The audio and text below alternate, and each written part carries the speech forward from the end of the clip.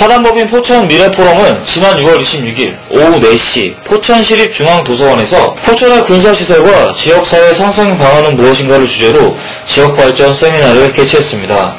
이번 세미나는 포천시가 국가안보의 전략적 전개지 가치에 의해 지역주민이 개발 제한 등으로 인해 입은 피해를 없애고 지역사회와 군사시설과의 상생 방안에 대해 다각적으로 모색하는 자리가 됐습니다.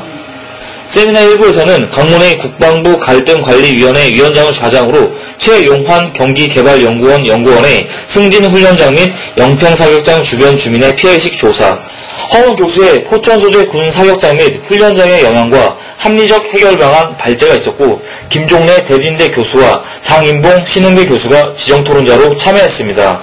2부에서는 군과 지역사회의 상생 발전을 위한 모색이라는 주제 아래 김영봉 한반도발전연구원 원장을 좌장으로 소송규 대진대 교수, 이병욱 지역주민 대표, 이삼호 포천시 민군협력관, 이현묵 포천미래포럼 부회장, 이기련 지역주민 대표, 이광희 경기도 군관협력 담당관 등이 다양한 의견을 개진했습니다. 오늘도 이제 집에서 좀 왔는데, 제가 맨 처음에 처음에 연천 군수님을 뵐 일이 있었고, 경기도에 일하게 된 이후로 처음으로 연천을 갔는데, 제가 군수님을 30분 기다리게 했습니다. 이유가 뭐냐면, 앞에 그 군용 차량들이 잔뜩 길을 이렇게 막고 있어갖고, 이걸 어떻게 해치고 갈 수 있는 방법이 없더라고요. 너무너무 죄송해서 군수님 앞에 지금 가서 거의 지구멍을 찾는 심정이었는데, 오늘은 또 군수님이 넉넉하게 말씀해 주시더라고요. 연천은 왜 그래? 그러면서. 그래서 사실은 이게 참 희한한 일이기도 하고, 또 제 개인적으로는 굉장히 많이 관심을 가지게 되는 계기이기도 했었습니다.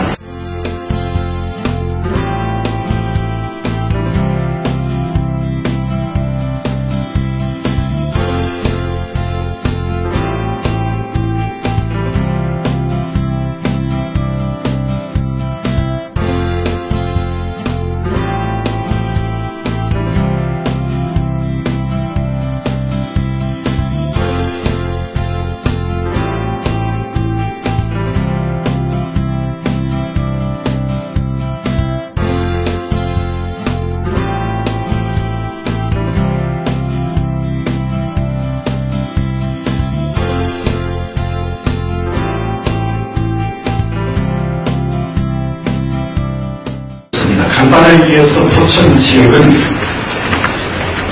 사실은 오랜 기간 동안 삼국시대부터 요충지였기 때문에 사실은 상당한 동안 갈등의 전쟁이 있었고, 그 다음에 이제 평화시기 조선시대에는 여기가 의량대 상민대 사냥통으로 됐었고, 유림들이 들어가서 공부하시는 은퇴 이렇게 쓰여지는 곳입니다. 그것이 경기북도 한영에서 보면 1925년까지 기록을 보면 인구가 경기북부가 51대 49를 많았었습니다. 그런 것이 점차 정경지역 국경효과라는 것을 통해서 줄어들기 시작합니다. 지금도 포천시는 대단히 소문스럽지만 현재 사회 도시 기반 시설이 경기도에서 꼴찌로 나타납니다. 군사시설이 오면 재산가치 떨어지죠. 뚜껑 걸리는 소리 때문에 소음 피해 있죠. 이게 주둔지 자체의 피해가 앞에 오고요. 뒤에 이렇게 군사활동으로 인한 피해입니다. 30페이지 왼쪽 페이지 잘 정리해놨습니다. 이걸 도저히 하나로 설명드릴 수단은 없습니다. 여러분들이 너무 잘하시는 문제이기 때문에 군사 주둔지가 딱 되면 여러 가지 이미지라든가 우정부시가 5년 전 사회과 교과서에 군사부시다 이렇게 표현됐었어요. 지금 없어졌습니다만 그로 인해서 시제 몇 년이거든요. 50년인가 넘는 그런 수호시설이 이렇게 컸는데 경기도의 두 번째 도시 우정부시는 크지 않고 있습니다. 왜요? 군사도시니까요. 그래서 없애는 군사도시라는 별명을 마치 흉내가 되자 보니까 구속을 시킨 그런 해주니까 조금 나아지고 있습니다. 포천시도 사실은 지역 남부로 내려가면 군사도시로 알고 있습니다. 경기북부 문화유산 답사기를 쓴 유봉준 문화유산 답사기만 쓴 줄 아시지만 경기북부 문화유산 답사기 1000마디가 경기북부가 하려면 참 아침마다 이 얘기부터 하고 있습니다. 예를 들어서 1000명의 도시에 사는 지역에 한 명의 살인사건이 일어나든 1000만 명에 사는 수도 서울에서 한 명의 살인사건이 나든 똑같은 살인사건입니다. 1000명 중에 한 명, 또는 1000만 명 중에 한 명, 이런 비율이 중요한 것은 전혀 아니거든요. 그런 점에서 우리가 설문조사를 할 때 이런 100%의 함정에 안 빠졌으면 좋겠다는 말씀을 드리고 싶고요.